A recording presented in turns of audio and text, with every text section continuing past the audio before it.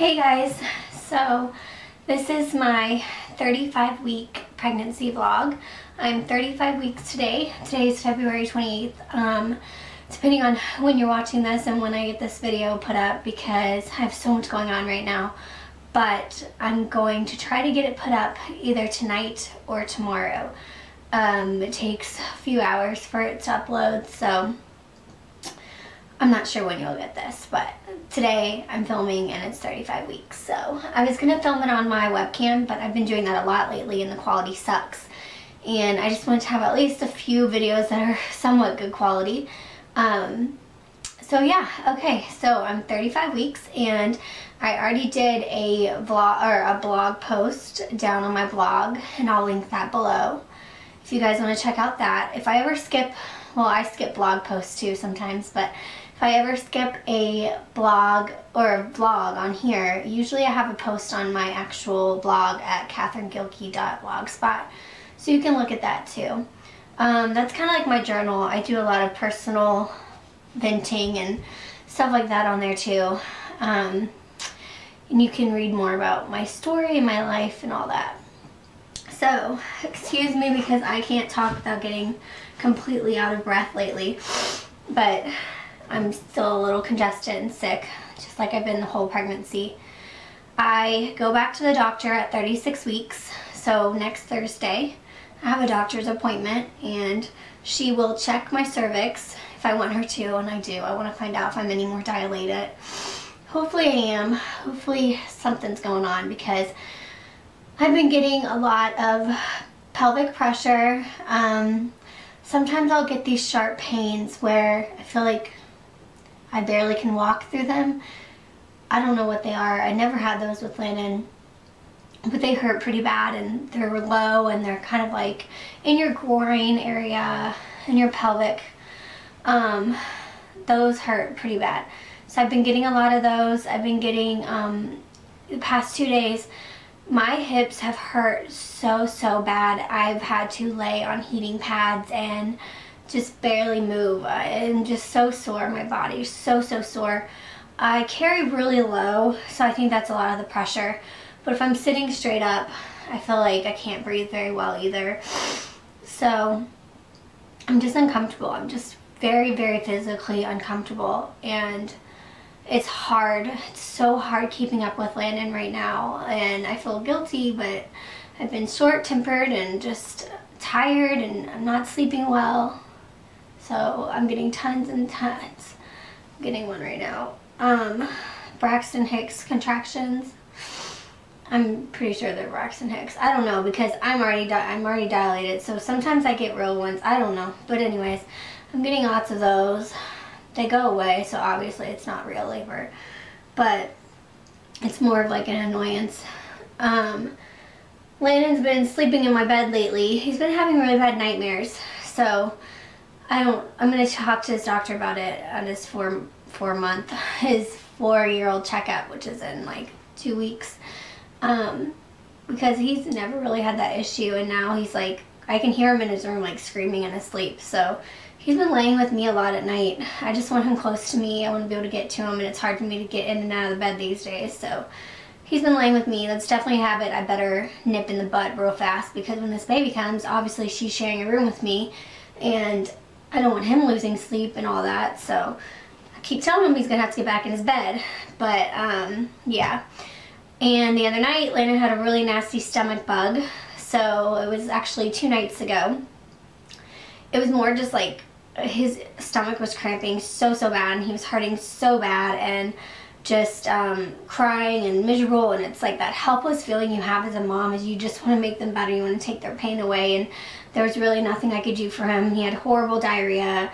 He kept missing the potty. It was just a mess, and my poor boy. So he had that, and hoping I don't catch it. And I was up pretty much all night with him. And what else is going on? Yeah, also my mom, it's a long story, but my mom has rheumatoid arthritis. If you don't know what that is, it's not normal arthritis. It's not just in your bones and, oh, she hurts sometimes. It's not that. She was diagnosed when she was 19, and RA is actually a systemic autoimmune disease, which means it affects your entire body and every single organ in your body. It's an autoimmune disease, so your immune system attacks your body as well. She has to take high doses of steroids like prednisone, which lowers your immune system, and she has to take other different drugs. She was on methotrexate for a long time, which is actually used in higher doses to treat cancer patients. So it's a very strong drug, and it helped keep her RA in track, but she ended up going into 3rd stage liver failure because of it. It's a very strong drug, like I said, so she can't take that anymore, and she's forced to try different meds, and she was on a lot of high doses of steroids to keep her pain and her joints and everything under control. Well, she ended up catching pneumonia, and her body can't fight it. It's trying, but it's hard. So it really knocked her out, and I woke up the other day and she was struggling. Well, I woke up 3 or 4 nights ago, and it was like 1 a.m. and I hear my dad like crying, and I'm like, what in the hell is going on? So I go in there, and I heard like almost like gasping. Like I thought my mom was throwing up, and I thought, oh no, she's got the stomach bug that's going on.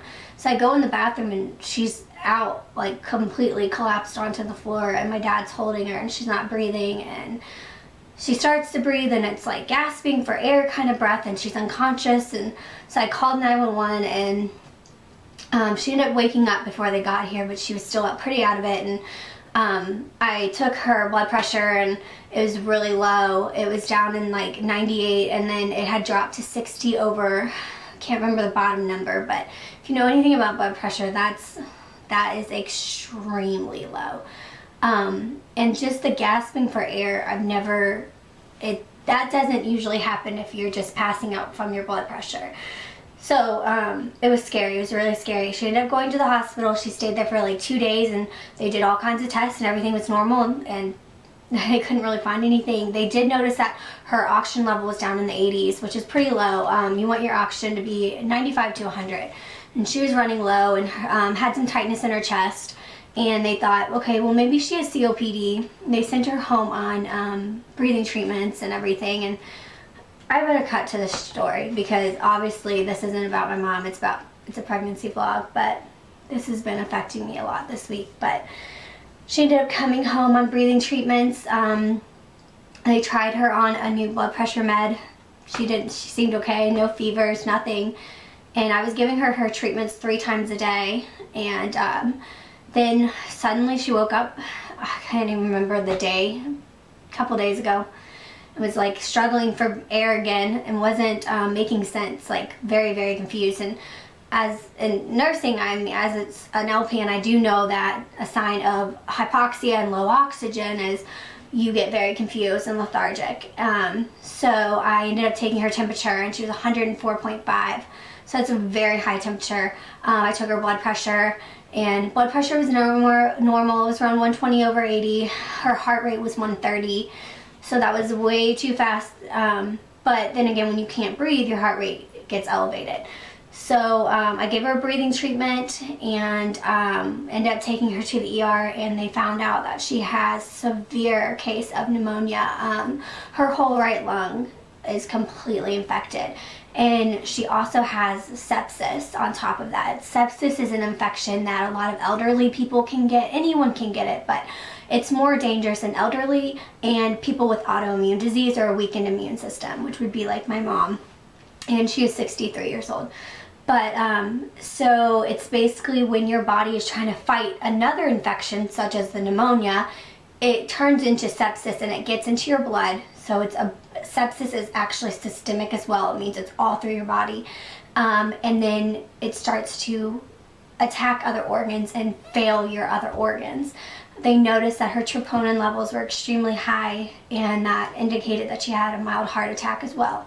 So after finding that out, she's been in the ICU now for 4 days, and she is hanging in there. She's definitely progressing better, not as good as we want to see her progress. So she is going to be getting a heart catheterization either today or probably tomorrow, they're trying to get her stabilized enough where the pneumonia, she can sustain being put under anesthesia. I can't go into all the details. If you don't understand it, you don't understand it. But the last thing you want if you have pneumonia is to be under anesthesia and laying flat on your back, which you have to lay flat on your back for a good amount of time after a heart cath. So, but they're definitely worried about her heart function because her ejection refraction was around 15. Normal is 55 to 65%. So that means that she is either going into heart failure, which she has congestive heart failure. So she is either going into heart failure, her heart is weakening very, very dramatically, and they're worried that she has some blockages going on. So her body trying to fight the infections is just too much for her little bitty heart to handle. So yeah, we're dealing with that right now. I'm about to go up there and see her again. She was sitting up in a chair today and she was so excited to see me. I didn't get to go yesterday because of the stomach flu and all that, and the day before I had a little bit of it. So yeah, I'm gonna go back up there and sit with her, but it just scares me. I don't want to have this baby without my mom being here. I want her here. She's been my support system through all this. I've been so alone and just want my mom, so sucks, but that's what's going on. Back to the pregnancy. I'm sorry, I didn't mean for it to get all about that, but so yeah, I don't know how much weight I've gained. I don't weigh myself unless I'm at the doctor, so we'll find out how much weight I've gained in the last 2 weeks once I go back to the doctor, like I said, on Thursday, and how much I've dilated and all that good stuff. And that's really about it. That's what's gone on this week. Just been having some struggles and trying to keep up with Landon, and physically I'm just kind of worn down and feel like crap. And yeah, I was really blessed this week when my friend gave me a ton of baby clothes. That was awesome. They're hand-me-downs, but they're in great shape, amazing shape. So that really helped me a lot. I've been really stressed about not having what I needed. So that was a really nice blessing, and I'm so thankful for that. What else is going on? I've gotten pretty much everything ready for Ellie. I don't have a crib, obviously, because my crib is stuck in Florida and I can't afford to have it shipped back. So once I can, I'll get her crib back. Until then, she will be sleeping in her rock and play or a bassinet, either one. I also have a pack and play, so I have other options for her as well. That won't be a problem. I have my bouncer set up, which I found for 10 bucks at a consignment sale. My friend found it for me. So that was a steal, and it cleaned up really nice. I washed that. I have Ellie's diaper bag packed up and ready to go. I have to get my bag packed, and all her clothes are washed, organized, and put away. I've organized my whole closet, labeled everything. Started working on Landon, getting him some more summer clothes and organizing his stuff. And I hung her cute little letters my friend got me. So yeah, things seem to be coming together. My son's uncle is going to put in Ellie's car seat for me. He's a police officer, so he knows how to do it, and we're going to get it double checked as well. And that's about it. That's pretty much all I have to do before she gets here. So things are coming along good with that. But I'll update you guys probably next week at my doctor's appointment on Thursday, because I'll be 36 weeks that day, and I'll have some sort of update from the doctor. So yeah, definitely subscribe if you guys want to follow my vlogs, and or even follow my blog if you want. So you can follow that as well. And yeah, I'll talk to you all later. Thanks. Bye.